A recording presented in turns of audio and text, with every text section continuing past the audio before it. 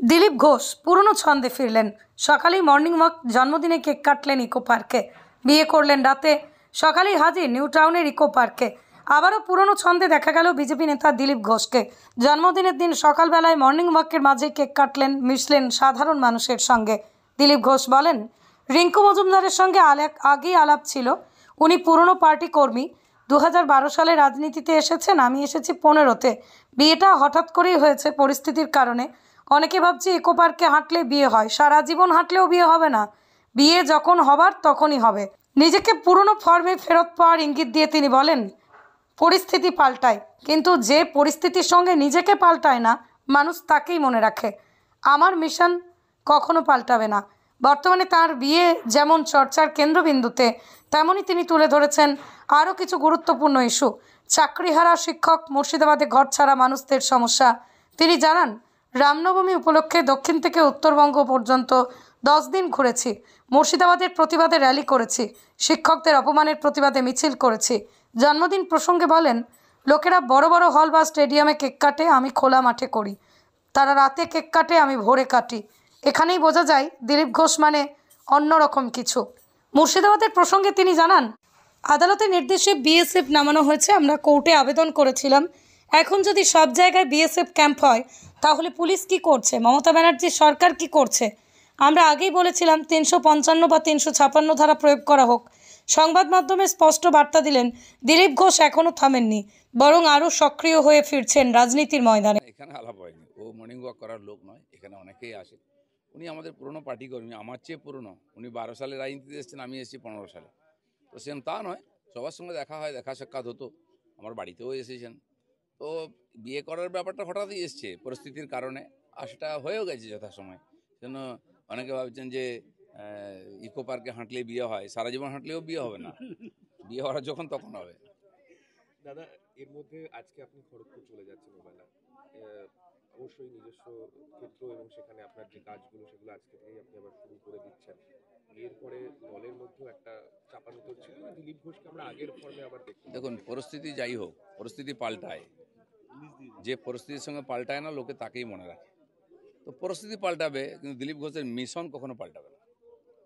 এই মুহূর্তে যে সময় আপনার বিয়ে নিয়ে হঠাৎ করে আপনি বলছেন, সব মিডিয়াতে এই মুহূর্তে সব থেকে বড় চর্চার টপিক হয়তো আপনার বিয়ে, কিন্তু সেই সময় রাজ্যে অনেকগুলো গুরুত্বপূর্ণ সাবজেক্ট আমরা দেখতে পাচ্ছি। কখনো মুর্শিদাবাদের অশান্তি, কখনো চাকরিহারা শিক্ষকদের কান্না, এগুলো আমরা দেখতে পাচ্ছি। এই মুহূর্তে দাঁড়িয়ে আবারও সেই দিলীপ ঘোষকে সেই পুরোনো ফর্মে সেই বিষয়গুলো দিলীপ ঘোষ প্রথম থেকে আছে। আমি রামনবমী উপলক্ষে 10 দিন বাইরে ছিলাম, দক্ষিণ থেকে উত্তরবঙ্গ। তারপরে মুর্শিদাবাদের ঘটনা নিয়ে প্রতিবাদ র্যালি, টিচারদের সঙ্গে যে অমানবিক ব্যবহার হয়েছে তার বিরুদ্ধে র্যালি আমি করেই যাচ্ছিলাম কন্টিনিউ। খালি 2 দিনের জন্য আমার ব্যক্তিগত কাজের জন্য আমি ছুটিতে ছিলাম, তাও এখানে নববর্ষের মিছিল করেছি। 13 তারিখ এখানে মিছিল করেছি আমরা মুর্শিদাবাদ নিয়ে। তো কালকে পরশু বাড়িতেই ছিলাম, লোকের সঙ্গে দেখা সাক্ষাৎ এটা ওটা ছিল। আর আজকে জন্মদিন আছে, দুপুর অবধি এই পালন হয়ে যাবে, যেটা ব্যক্তিগত। আপনারা জানেন, লোকেরা বড় বড় হল নিয়ে, স্টেডিয়াম নিয়ে জন্মদিন পালন করে, খরচা করে। আমি খোলা মাঠে করি, আর লোকে রাত্রেবেলা কেক কাটে, আমি ভোর 6টায় কেক কাটলাম। এই জন্য বুঝে নিতে হবে দিলীপ ঘোষ দিলীপ ঘোষ। মালদা রিফিউজি ক্যাম্পে যেভাবে ভয়ের একটা পরিবেশ তৈরি হয়েছে, সেখানে কি মমতার জেলে যেভাবে বন্দিরা রয়েছে, এ রাজ্যের হিন্দুদের মতন অবস্থা কি বিশ্বের আর কোনো জায়গায় রয়েছে? দেখুন, এটা খুবই দুর্ভাগ্যের বিষয় যে নিজের রাজ্যের মধ্যে এতদিন দেশে কাশ্মীর থেকে উদ্বাস্তু হয়ে হিন্দুরা সারা দেশে গেছিলেন।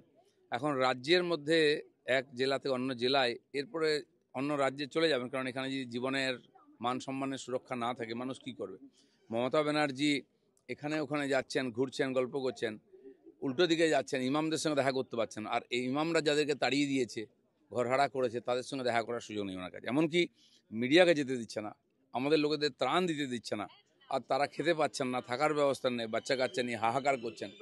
বাড়িতে গরু ছাগল রেখে দিয়ে গেছেন, কবে ফিরতে পারবেন ঠিক নাই। আর তাদের প্রতি আমার কোনো সমবেদনাই নেই।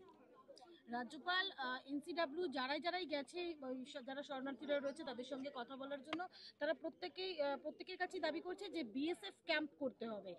মুখ্যমন্ত্রী কি এ রাজ্যের যারা হিন্দুদের জন্য? রাজ্যপাল এর আগেও পীড়িতদের সঙ্গে দেখা করেছেন বিভিন্ন সময়ে, এবারও গেছেন। উনি ওনার দায়িত্ব পালন করেছেন, কিন্তু অ্যাডমিনিস্ট্রেশন যার হাতে আছে, মমতা ব্যানার্জি, তার দিক থেকে কোনো সেরকম পদক্ষেপ দেখতে পাচ্ছি না। আজকে বিএসএফ আমি যেদিন গন্ডগোল শুরু হয় 11 তারিখ জুম্মার সময় আমি মালদা থেকে আসছিলাম, আমাকে পুলিশ আটকে ওখানেই একটা গেস্ট হাউসে বসিয়ে রাখে যে ক্লিয়ার হলে যাবেন। রাত 9টার পরে 9:30 পরে ওখান থেকে বেরিয়েছি আমি। ততক্ষণ 4টের পর থেকে আমার কাছে ফোন আসতে আরম্ভ করে, বিএসএফ চাই, বিএসএফ চাই। ধুলিয়ান, সাজির মোড়, ডাক বাংলো, যেখানে যেখানে হিংসা হয়েছে, শমশেরগঞ্জ, যে বিএসএফ পাঠান। আমি ডিআইজির সঙ্গে আমার পরিচয় ছিল, আগে দেখা করেছিলাম, দেখা করে পরিস্থিতি জানাতাম আমি, যেহেতু সেন্ট্রালের হোম স্ট্যান্ডিং কমিটিতে আমি ছিলাম। তো ওনাকে আমি ফোন করলাম যে এরকম ব্যাপার, এবং যে যে জায়গা থেকে ফোন আসছে আমি হোয়াটসঅ্যাপে সব নাম পাঠালাম, বলে হাম ভেজ রে হ্যাঁ। 6টার পরে ওখান থেকে বিএসএফ ঢোকে মালদার দিক থেকে আস্তে আস্তে ক্লিয়ার করে। আর পুলিশ আমাকে আসতে দিচ্ছিল না। আমি বিএসএফের সঙ্গে কথা বললাম যে বন্ধ হয়েছে কিনা ঝামেলা, বলে হ্যাঁ বন্ধ হয়েছে, টেনশন আছে। আমি 9:15 পরে বেরোলাম ওখান থেকে। আর যখন দেখতে দেখতে ধুলিয়ান, হাজির মোড়, শামশেরগঞ্জ দিয়ে আসছি, তখন আগুন জ্বলছে, দোকান ভেঙা হয়েছে, গাড়ি জ্বলছে দুই দিকে, সে ভয়ঙ্কর পরিস্থিতি। কিন্তু মমতা ব্যানার্জি তখন না বিএসএফ ডেকেছেন, না পুলিশ স্পেশাল ফোর্স পাঠিয়েছেন, মানুষকে পুরো এই ভেড়িয়াদের হাতে ছেড়ে দিয়েছিলেন। পরের দিন আমাদেরকে কোর্টে যেতে হয়, শুভেন্দু অধিকারী কোর্ট থেকে অর্ডার নিয়ে আসেন, তখন অফিসিয়ালি বিএসএফ সব জায়গায় যায়। এখন যদি বিএসএফ পুলিশের কাজ করবে, থানার চেয়ে জায়গায় জায়গায় পোস্ট বসাতে হয়, তাহলে পুলিশ আছে কেন, সরকার আছে কেন? তাহলে তো আমরা যেটা দাবি করছি 355 বা 356, ওটাই লাগু করা হোক, মানুষের ওতেই ভরসা আছে। তিল তিল করে যারা বাড়িঘর তৈরি করছে তাদের সেই বাড়িঘর ভেঙে দিচ্ছে, পুড়িয়ে দেওয়া হচ্ছে। হিন্দুদের বাঁচতে কি এবার এই মুহূর্তে অস্ত্র 11 তারিখ হিংসা হলো, 12 তারিখ হলো, 13 তারিখ সকালেও বেছে বেছে হিন্দুর দোকান পোড়ানো হয়েছে। আপনাদেরকেও ঢুকতে দেওয়া হচ্ছে না, খবর আসছে না, আমাদের কাছে ফোন আসছে যে 4টে দোকানের মধ্যে একটা হিন্দুর দোকান ছিল, সেটাকেই বেছে পুড়িয়ে দেওয়া হয়েছে। এই যে চলছে সাম্প্রতিক হিংসা, হিন্দুরা কি অপরাধ করেছে? পুরো মুসলিম জিহাদিদেরকে ছেড়ে দেওয়া হয়েছে রাস্তায়, লুটপাট করে খাও, কেউ রোকটোক করছে না। আমরা দেখেছি ওই বাপ বেটাকে কি নৃশংসভাবে হত্যা করা হয়েছে, গোটা গায়ে, লোকে পশুকে এভাবে হত্যা করে না, কুপিয়ে কুপিয়ে রাস্তায় তড়পাচ্ছে, গা থেকে জলের মতো রক্ত বেরিয়ে যাচ্ছে, মারা গেছে, কেউ বাঁচাবার জন্য নেই, ভয় পালিয়ে গেছে সবাই। কি চলছে এটা? এ তো সিরিয়াতে, আফগানিস্তানে, পাকিস্তানে এরকম হয় না। তারপরে মমতা ব্যানার্জি মানুষকে মিথ্যা কথা বলে শোকবাক্য দিচ্ছেন, নিজের গদি বাঁচাবার চেষ্টা করছেন।